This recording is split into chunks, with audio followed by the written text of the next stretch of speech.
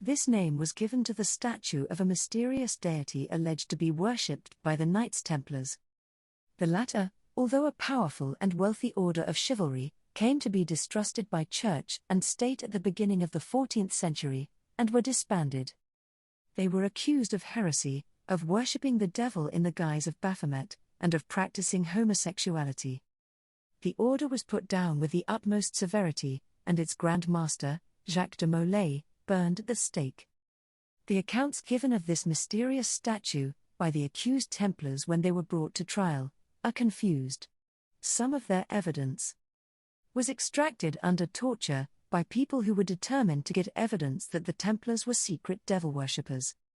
Sometimes the image was said to be simply a head but of terrifying aspect, and sometimes merely a bare skull, but another account told of the figure being worshipped by kissing its feet. Sometimes it is described as bearded, and like a demon, but it is also described as being like a woman. It was generally agreed, however, that the image, or what it represented, was worshipped, and that it was regarded as the giver of abundance and fertility. In 1816 a distinguished antiquarian, Baron Joseph von Hammer-Purgstall, published a book entitled Mysterium Baphometis Revelatum, in which he gave his opinion that the Knights Templars really were secret heretics, or Gnostics as he called them. He based this opinion upon certain very curious relics of 13th century art, consisting chiefly of statuettes, coffers and cups or goblets. These contained mysterious figures, which are evidently pagan, and correspond to the descriptions of Baphomet secretly worshipped by the Templars. That is, the figures are androgynous, bearded but with female breasts, or otherwise showing the characteristics of both sexes, and often with a skull at the feet, and displaying the magical sigil of the pentagram. Sometimes inscriptions in Arabic accompany the figures, but their sense is deliberately obscure. These images have certain things in common with the deities of the witches. They are sources of life and fertility, and they are associated with the symbols of the skull and the five-pointed star. Their sexual characteristics are emphasized, as were those of Pan and the goddesses of nature. Their generally pagan appearance would certainly have caused the medieval church to regard them as devils. Thomas Wright, in his essays on the worship of the generative powers during the Middle Ages of Western Europe, in Payne Knight's Discourse on the Worship of Priapus, privately printed, London, 1865, gives his opinion that comparison of facts stated in the confessions of many of the Templars, as preserved in the official reports, with the images and sculptured cups and coffers given by von Hammer-Purgstall, leads to the conclusion that there is truth in the explanation he gives of the latter, and that the Templars, or at least some of them, had secretly adopted a form of the rites of Gnosticism, which was itself founded upon the phallic worship of the ancients. An English Templar, Stephen de Staplebridge, acknowledged that there were two professions in the Order of the Temple, the first lawful and good, the second contrary to the faith. He had been admitted to the first of these when he entered the order, 11 years before the time of his examination, but he was only initiated into the second or inner mysteries about a year afterwards. The existence of an inner circle within an order or society of some kind is a frequent means of occult organization. Many such orders within orders exist at the present day. In medieval times, the devil was often regarded as being androgynous.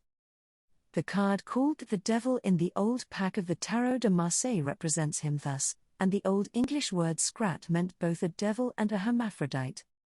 The Old Scrat is still a dialect term for the devil. The distinguished 19th-century French occultist, Eliphas Levi, declared Baphomet of the Templars to be identical with the god of the witches Sabbat. It was not the figure of a devil, however, but of the god Pan, or rather a pantheistic symbol of the whole of nature. The word Baphomet, when written backwards Kabbalistically, reveals three abbreviations, TEM, OHP, AB, which stand for Templi Omnium Hominum Pacis Abbas, the Father of the Temple of Universal Peace among men.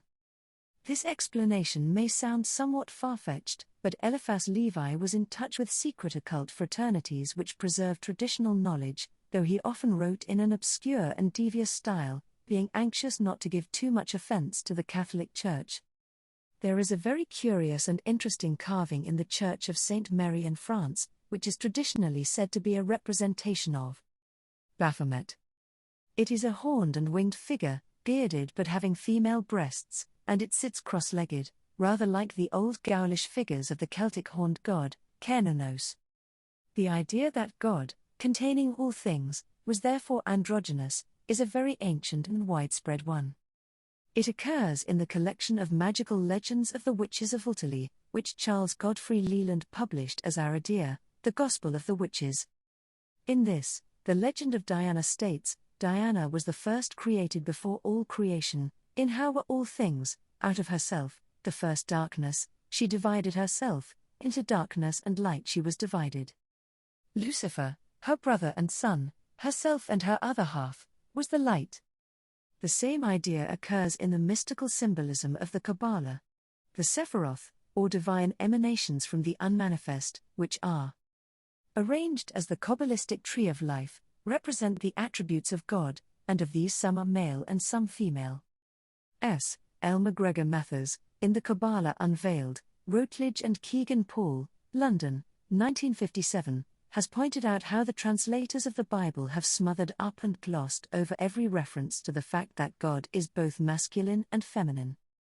This was, of course, done to establish the patriarchal conception of God the Father, with femininity regarded, after the Pauline fashion, as something inferior if not actually evil. However, in the ancient East the highest deities were sometimes represented in androgynous form. Such figures were called Brahma Ardhanarissa, or Shiva Ardhanarissa. The Syrian god Baal was sometimes represented as double-sexed, and old accounts tell us that his worshippers called upon him thus, "Hear us, Baal. Whether thou be god or goddess." Mithras was sometimes referred to as androgynous, and the Greek Dionysus even more frequently so. One of his titles was diffuse, meaning double-sexed. The Orphic hymns sing of Zeus, the supreme god of nature, in the same way, as man and as virgin eternal. Goddesses, too, were sometimes regarded in the ancient world as double-sexed, in particular, the most supposedly feminine of them all. Venus or Aphrodite. In Cyprus, a strange image of Venus was worshipped, bearded and masculine, but dressed in female attire.